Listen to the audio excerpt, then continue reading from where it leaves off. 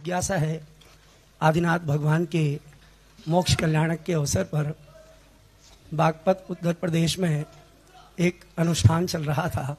उसमें किसी कारण से अकस्मात एक दुर्घटना हुई, जिसमें जो परिवार के शोक संतप्त परिवारजन हैं वे आपका आशीर्वाद चाहते हैं, एवं जो लोग गंभीर रूप से घायल हुए हैं उनके लिए भी आपका आशीर्वाद मिले, एवं ऐसे कार्यक्रम में किस प्रकार से समाज और सावधानी रखे, आपका आशीर्वचन प्राप्त हो, यही हमारी भावना है। आपके चरणों में अनंतों बार नमोस्तुते। जी जी।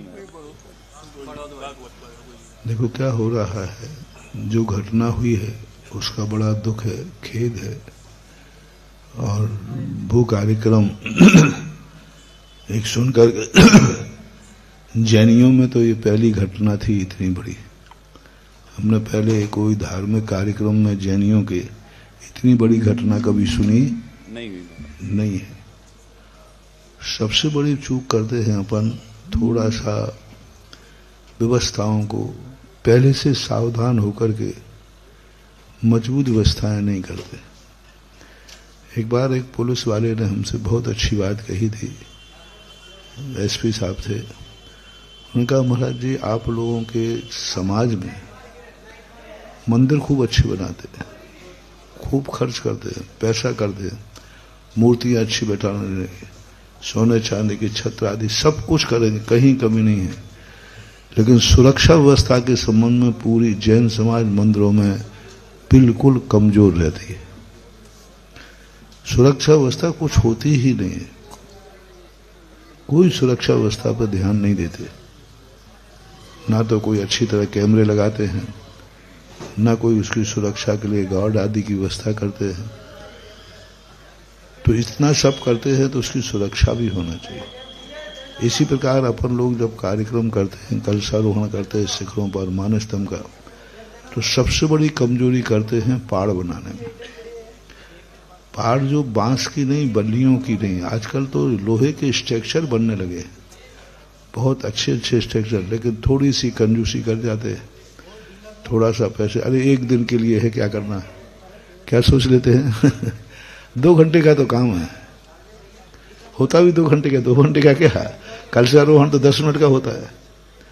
तो ये सोच के कि अरे भाई करना क्या है, 1 घंटे का तो काम है, 1 घंटे पर नहीं, 1 घंटे के काम में जिंदगी भी जा सकती है जिस ढंग से। ठीक है वो हर साल कार्यक्रम होता था, लेकिन ये मत समझो कि हर दिन हम सही कुशल चल रहे हैं तो आज भी हम सही चलेंगे। हमेशा सावधान रखना चाहिए, और जितनी क्षमता होती है उस क्षमता के अनुसार ही पहाड़ पे जाना चाहिए। और जब ज्यादा भीड़ होने की संभावना हो तो डबल जीना होना जरूरी है।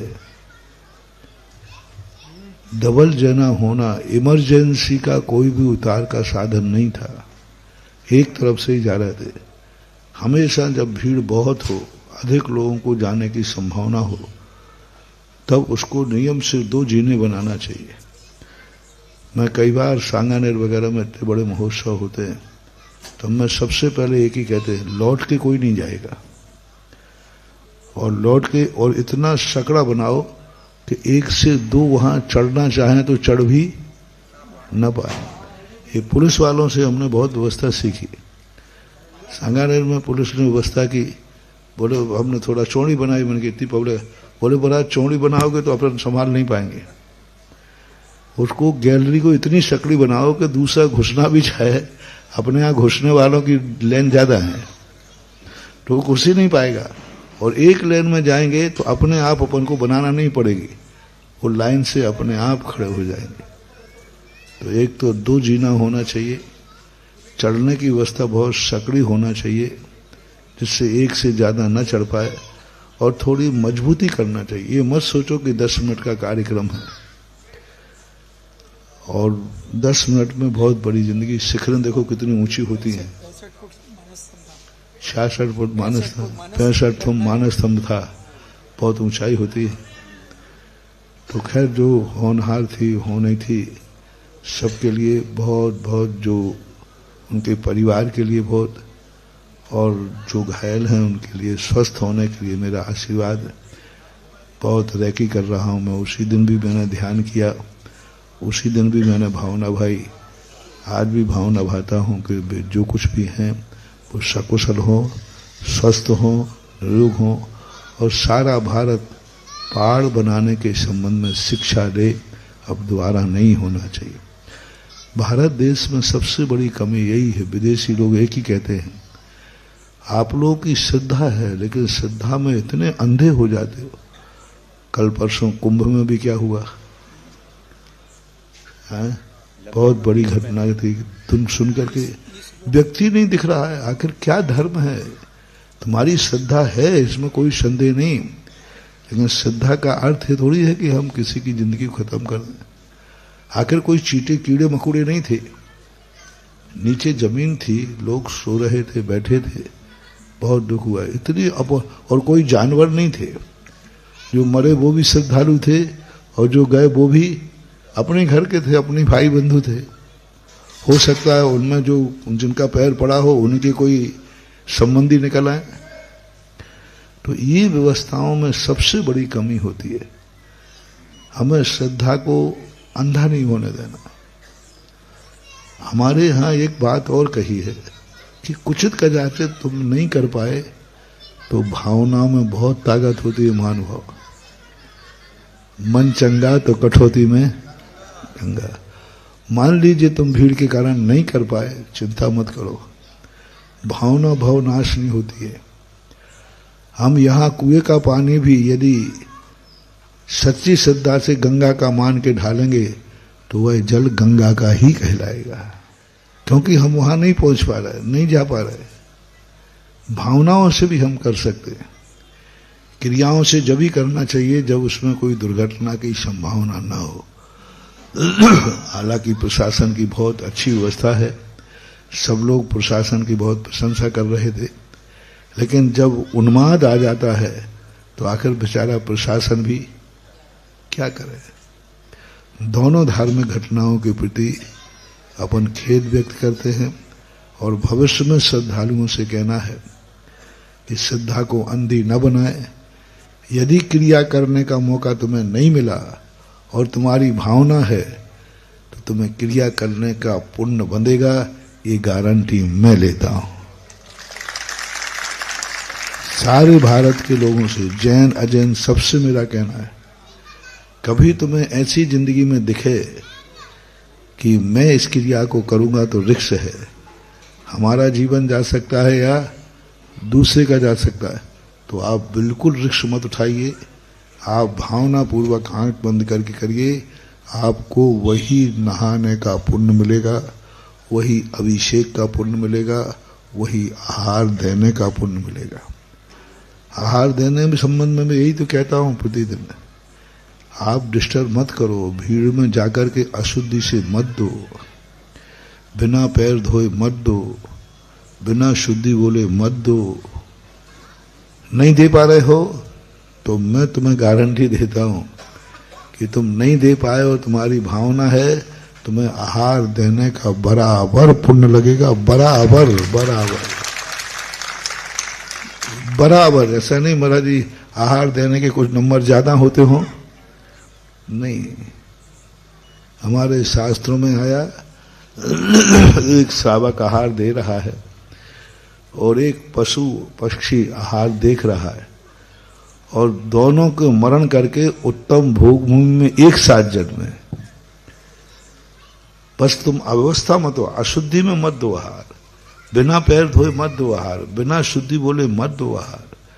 अंजलि में ग्रास रखकर अशुद्धि में आहार देना, बिना मन शुद्धि वचन शुद्धि बोले देना, कोई पुण्य नहीं लगेगा, बल्कि जो पुण्य है वो तुम्हारा पूर्व का जो पुण्य है वो भी क्षय को प्राप्त हो जाएगा।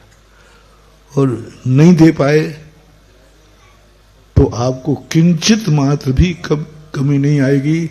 नहीं, मैं अव्यवस्था नहीं करूंगा, पैर धोने का पानी नहीं है मैं नहीं जाऊंगा, मैं शुद्धि नहीं बोल पाया तो नहीं दूंगा, बराबर पुण्य लगेगा। जब मैं गिरनार गया तो मैंने वहां जो लोग रोकते हैं। मैंने कि भाई तुम्हें रोकने की जरूरत नहीं है, मेरे में वो ताकत है कि मैं गिरनार की सीढ़ी पर नमोस्तु करके पुण्य कमा सकता हूं।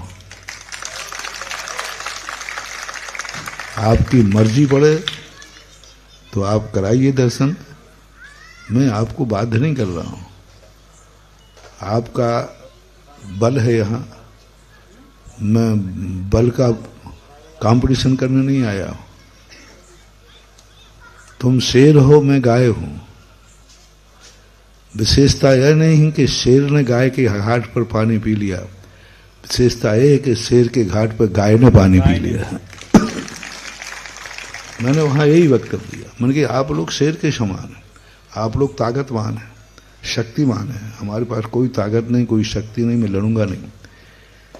लेकिन गाय बनकर के शेर के सामने पर यदि तुम शेर को गाय को पानी पीना दें तो तुम्हारी मर्जी है, नहीं तो कोई जरूर नहीं। आप मना कर दीजिए, मैं सीढ़ी पर नमोस्तु करूंगा और वही पुण्य पाऊंगा जो गिरनार की टोंक का पुण्य होता है।